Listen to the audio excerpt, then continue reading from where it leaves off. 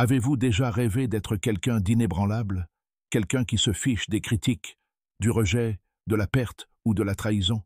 Avez-vous déjà rêvé du jour où vous cesserez enfin de ressentir cette douleur silencieuse, cette angoisse qui vous ronge intérieurement, même lorsque vous prétendez aller bien extérieurement?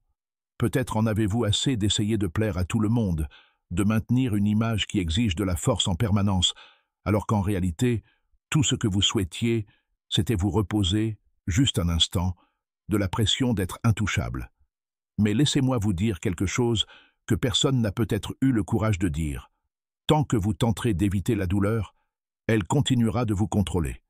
Tant que vous tenterez de vous engourdir, de vous protéger, de vous cacher, vous resterez l'otage de tout ce qui se passe autour de vous.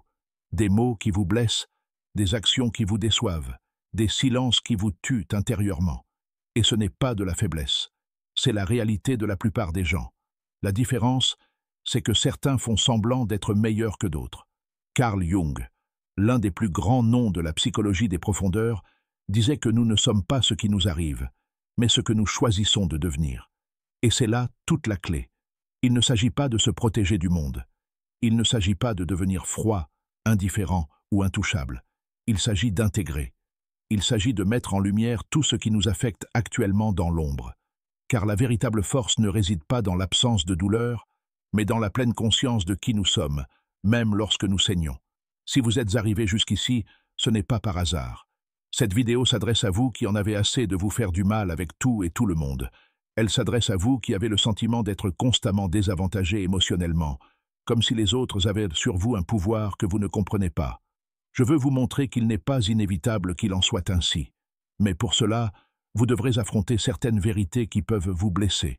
Et peut-être, pour la première fois, cette douleur vous libérera-t-elle. Commençons. Vous croyez que ce qui vous fait mal est extérieur, dans les actions des autres, dans vos mots mal choisis, dans les abandons subis, dans les trahisons inattendues. Mais la vérité est cruelle. Rien de tout cela n'a réellement le pouvoir de vous blesser, à moins qu'une blessure ne soit déjà ouverte en vous. Ce qui vous fait mal, ce n'est pas ce que les autres vous font, c'est ce que ces expériences activent en vous. C'est l'histoire que vous vous en racontez. C'est le vieux traumatisme jamais traité. C'est le vide que vous dissimulez sous la force, la fierté, avec ce besoin désespéré de paraître équilibré. Jung nous montre que la douleur que nous ressentons face au monde extérieur n'est que le reflet de ce qui n'a pas encore été intégré à notre monde intérieur. C'est pourquoi certaines personnes peuvent traverser des situations dévastatrices tout en gardant la lucidité, tandis que d'autres s'effondrent face à un simple commentaire. L'important n'est pas ce qui arrive, mais l'endroit où cela vous frappe. Et voici une vérité dérangeante. Vous souffrez encore autant parce que, d'une certaine manière, vous croyez pouvoir contrôler la façon dont le monde devrait vous traiter. Vous essayez toujours d'être assez bon, assez intelligent, assez fort, assez compréhensif, comme si cela garantissait que personne ne vous fera de mal. Mais le contrôle est une illusion. Et tant que vous vous y accrochez, vous vivez dans une tension constante, essayant de prédire l'imprévisible, essayant d'éviter l'inévitable. Voulez-vous cesser de souffrir? Alors cessez de vous protéger de la souffrance. Ce dont vous avez besoin, ce n'est pas de plus de contrôle, mais de plus de conscience. Tant que vous croirez que les gens doivent changer pour que vous cessiez de ressentir de la douleur, vous resterez esclave des actions des autres. Votre liberté commence dès que vous comprenez que tout ce qui vient de l'extérieur n'a de pouvoir que s'il trouve un écho en vous. Et c'est précisément là que se trouve le véritable champ de bataille, l'inconscient. Ce que vous ne voyez pas, ne comprenez pas et ne maîtrisez pas, vous maîtrise. Et c'est ce que nous explorerons dans la prochaine partie. Préparez-vous à plonger encore plus profondément, car c'est là que commence la véritable transformation. Si ce contenu vous parle, cliquez sur le bouton s'abonner et abonnez-vous à la chaîne. Merci de votre soutien. Le plus grand mensonge qu'on vous ait jamais raconté est que vous contrôlez votre vie. Réveillez-vous, car ce n'est pas le cas, du moins pas tant que vous continuez à vivre en pilotage automatique, à réagir sans savoir pourquoi, à ressentir sans comprendre d'où cela vient, à prendre des décisions que vous sabotez ensuite. Carl Jung l'a clairement exprimé lorsqu'il a dit « Tant que vous ne rendrez pas l'inconscient conscient, il dirigera votre vie, et vous l'appellerez le destin. » Et c'est exactement ce qui vous arrive en ce moment. La douleur que vous ressentez, la colère qui explose de nulle part, la tristesse qui vous envahit sans explication, rien de tout cela n'est dû au hasard.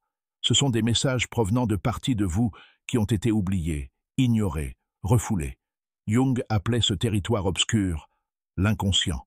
Et ce n'est pas seulement un nuage de pensées vagues, c'est un processus actif, force, tout un système de souvenirs, de traumatismes, de désirs et de peurs que vous refusez d'affronter, mais qui continue de déterminer vos sentiments et vos actions. Vous vous demandez pourquoi certains mots vous détruisent alors que les autres s'en moquent. Parce que ces mots touchent des points sensibles en vous qui sont encore vivaces. Et s'ils sont vivaces, c'est parce que vous ne les avez jamais affrontés. Vous les avez simplement refoulés sous le tapis psychologique et maintenant vous trébuchez sans cesse dessus. Jung a dit « On ne peut rien changer tant qu'on ne l'accepte pas. La condamnation ne libère pas, elle opprime. Et qu'avez-vous fait? Vous vous jugez, vous vous réprimez, vous réduisez au silence, comme si cela pouvait résoudre quoi que ce soit. La vérité, c'est que l'inconscient ne disparaît pas simplement parce que vous l'ignorez. Il trouve seulement des moyens plus dangereux de se manifester, dans des relations toxiques que vous répétez, dans des schémas d'auto-sabotage que vous ne pouvez pas briser, dans des angoisses et des peurs qui surgissent alors que tout semble aller pour le mieux. Ce n'est pas de la malchance, c'est votre inconscient qui essaie de vous réveiller. Mais vous persistez à dormir. Voulez-vous être quelqu'un qui ne souffre plus? Alors arrêtez de fuir ce qui est en vous. Car tant que vous ignorez votre inconscient, vous serez la marionnette de vos émotions. Et plus vous essayez de vous protéger de la douleur extérieure, plus vous devenez vulnérable à la douleur intérieure. Mais il existe une issue. Et ce n'est pas de se défendre, c'est de s'intégrer. Car devenir intouchable n'est pas un acte de résistance, c'est un acte de connaissance profonde. Voici ce que nous allons voir ensuite.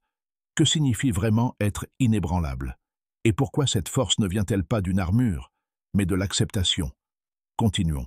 La plupart des gens croient que la seule façon d'éviter la souffrance est de se renfermer sur eux-mêmes. Ils construisent des murs, se forgent des masques, développent une armure émotionnelle et font comme si rien ne les affectait. Ils disent « je m'en fiche complètement, rien ne m'atteint ». Mais à l'intérieur, ils continuent de saigner, ils continuent de se corroder. Car le problème n'a jamais été le ressenti. Le problème est de ne pas savoir ce que l'on ressent, ni pourquoi. Et cela n'arrive qu'à ceux qui ne se connaissent pas encore. Jung était précis lorsqu'il déclarait « connaissez toutes les théories, maîtrisez toutes les techniques ». Mais lorsque vous touchez une âme humaine, soyez juste une autre âme humaine. Et cette âme humaine, que vous persistez à cacher derrière une personnalité forte, invulnérable et contrôlée, réclame à corps et à cri qu'on la voie. Devenir émotionnellement fort n'a rien à voir avec la froideur. Cela n'a rien à voir avec le fait d'ignorer la douleur, d'éviter les conflits ou de faire semblant de ne pas s'en soucier. Cela consiste à intégrer, à accepter, à mettre en lumière tout ce que vous avez enfoui dans l'ombre. On ne devient pas intouchable en créant une barrière entre soi et le monde.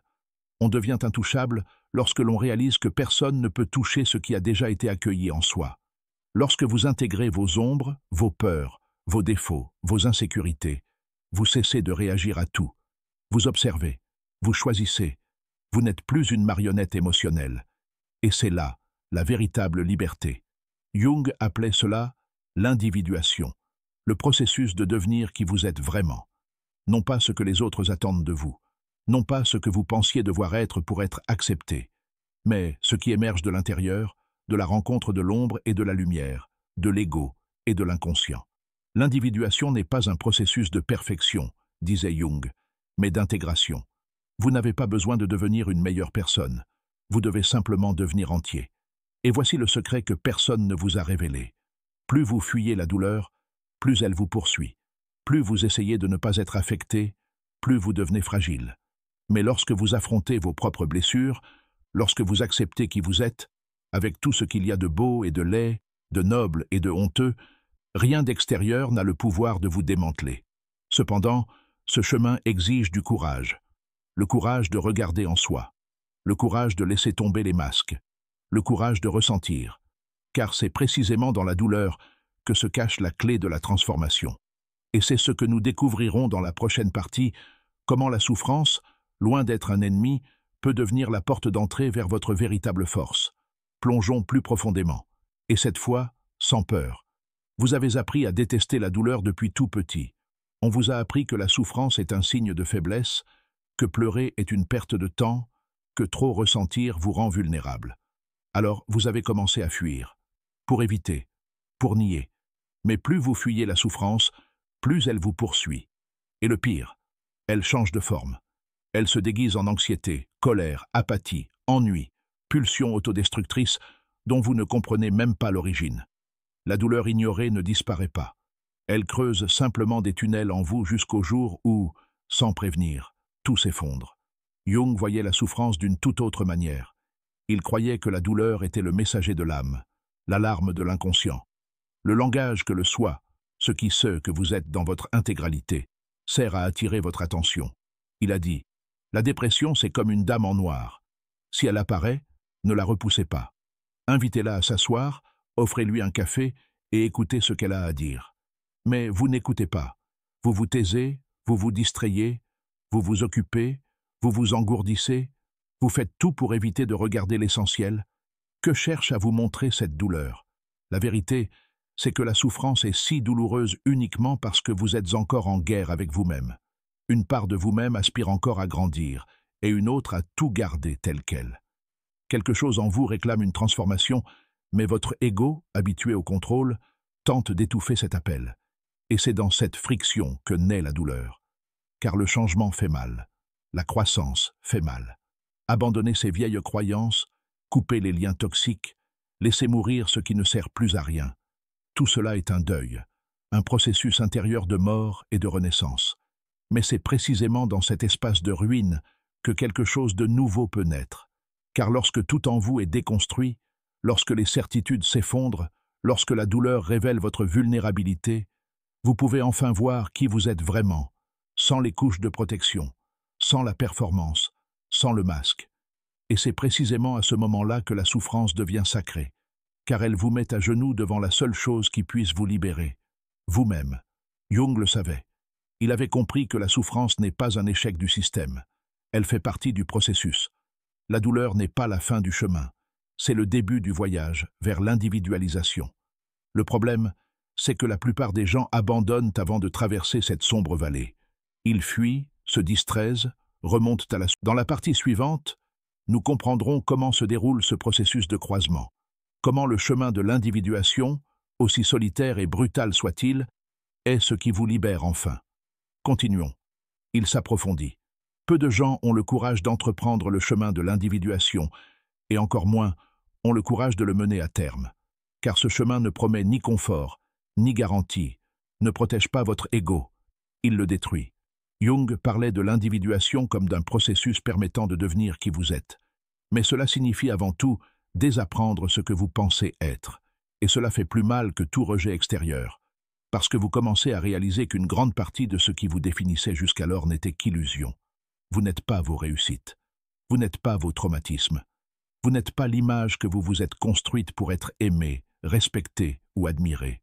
Tout cela, vous l'avez créé pour survivre. Mais survivre n'est pas vivre. Et l'individuation est l'appel de la vie au-delà de la survie. C'est lorsque l'inconscient commence à faire remonter à la surface tout ce qui a été refoulé, caché et déformé. L'individuation exige la dissolution de la persona, écrivait Jung, car elle n'est qu'un masque de convenance collective. Autrement dit, vous devrez vous arracher la peau pour découvrir ce qui se cache en dessous. C'est dans ce processus que vous commencez à devenir intouchable. Non pas parce que plus rien ne vous affecte, mais parce que vous avez déjà traversé le feu. Vous avez affronté vos monstres. Vous avez regardé dans les yeux votre honte, votre besoin, votre colère, et vous avez dit « Je te vois, et tu ne me contrôles plus ». C'est cette clarté intérieure, cette lucidité face à votre propre obscurité, qui vous donne une force qui ne dépend ni de l'approbation, ni de la reconnaissance, ni du contrôle. Vous n'avez plus besoin d'être aimé de tous. Vous n'avez plus besoin de gagner tous les débats. Vous n'avez plus besoin de paraître fort, parce que vous savez qui vous êtes. Et personne ne peut vous l'enlever. La véritable armure émotionnelle n'est pas une carapace. C'est un noyau. C'est l'intégration de toutes vos parties en un centre de conscience qui reste inébranlable face aux tempêtes. Vous pouvez ressentir de la douleur, mais elle ne vous brise pas. Vous pouvez être blessé, mais vous ne vous perdez pas. Parce que vous avez cessé d'être réactif et êtes devenu entier. Vous avez cessé de vivre à la surface et avez commencé à habiter les profondeurs. Cependant, cette profondeur a un prix, la solitude. Non pas parce que vous serez seul, mais parce que peu de gens peuvent vous accompagner dans ce voyage. La plupart sont encore prisonniers de la surface, masqués, dans la peur de ressentir. Et lorsque vous commencez à vous libérer, vous vous éloignez inévitablement. Mais cet éloignement n'est pas un rejet, c'est une maturation. Vous ne vous éloignez pas par orgueil. Vous vous éloignez parce que vous n'avez plus votre place là où vous vous cachiez autrefois. Et ceci nous amène au point final de ce voyage, la conscience comme bouclier. Car ce n'est pas la force qui vous protège, c'est la clarté. C'est ce dont nous parlerons dans la dernière partie. La conscience comme seul état où rien, absolument rien, n'a plus de pouvoir sur vous. Terminons cette traversée ensemble. Vous y êtes presque. Maintenant que vous êtes arrivés jusqu'ici, il y a une chose qu'il faut dire très clairement. Rien, absolument rien, ne vous protégera de la souffrance extérieure si vous restez inconscient de ce qui se passe en vous. Les maux continueront de faire mal. Les rejets continueront de vous ronger. Les pertes continueront de vous abattre, jusqu'à ce que vous vous réveilliez. Et l'éveil n'est pas un événement magique. C'est un choix quotidien. C'est regarder en soi, même quand ça fait mal. C'est assumer la responsabilité de tout ce que vous ressentez sans plus blâmer les autres, le passé ou le destin. Carl Jung a dit « Ce à quoi vous résistez persiste. Ce que vous acceptez transforme. » Vous avez passé votre vie à résister. La peur de ne pas être à la hauteur, le vide du rejet, la douleur de la solitude, l'angoisse de ne pas vous sentir vu. Mais qu'en avez-vous fait? Vous vous êtes caché. Vous vous êtes tu. Vous avez essayé de tout contrôler. Vous avez essayé d'être parfait. Vous avez essayé d'être fort. Et tout cela vous a conduit ici, épuisé, las de lutter contre le monde et contre vous-même. Mais maintenant, vous le savez, la véritable immunité émotionnelle n'est pas la dureté, mais la clarté. Il ne s'agit pas de se créer une armure, mais d'élargir sa conscience, car lorsque vous comprenez vos déclencheurs, vos schémas, vos blessures et les actions des autres, ils perdent leur pouvoir de vous détruire. Vous ressentez toujours, mais vous ne vous noyez pas. Ce qui vous protège, ce n'est pas de vous protéger de la vie, c'est de vous y plonger profondément. Ceux qui vivent à la surface sont blessés par la moindre vague. Ceux qui plongent savent qu'il y a le silence, la stabilité et la puissance en profondeur. Et c'est là que vous vous dirigez. Et lorsque vous commencez à vivre à partir de cet espace d'intégration, de présence, d'acceptation, le monde peut essayer de vous renverser, mais il ne trouve plus où vous frapper. Si cette vidéo vous a touché d'une manière ou d'une autre, si quelque chose en vous s'est éveillé, écrivez ici dans les commentaires « Je choisis la conscience ». Lançons un mouvement de personnes qui ne veulent plus survivre en faisant semblant d'être fortes, mais vivre avec la vérité. Et n'oubliez pas, la prochaine vidéo fait également partie de ce voyage. Elle est importante. Il faut persévérer. La véritable transformation ne commence que si l'on ne s'arrête pas à la première étape. À bientôt.